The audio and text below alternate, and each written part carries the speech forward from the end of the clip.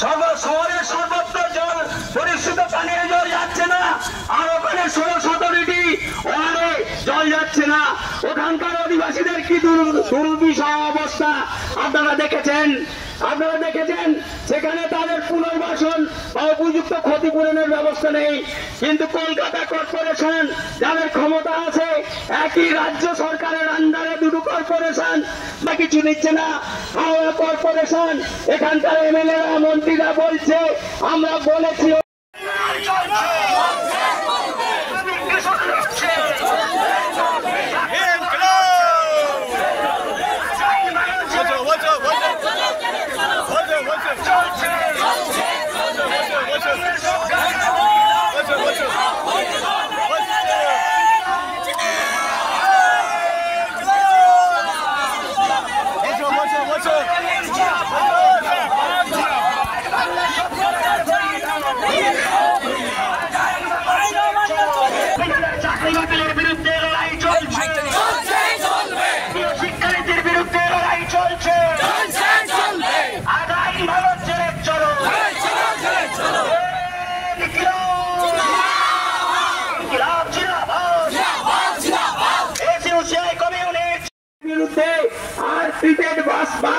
চালু করে যে টাকা লুট করার ব্যবস্থা করেছে রাজ্য সরকার, কেন্দ্রীয় সরকার, তার প্রতিবাদ এখানে এসেছি। জেলা শাসক দপ্তরে আমাদের কথা জানাতে এসেছি।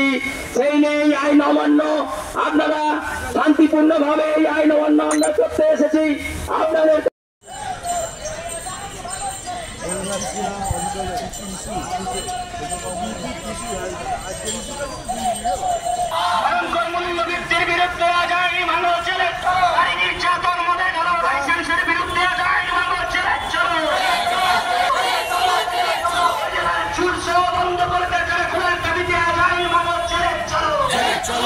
চলো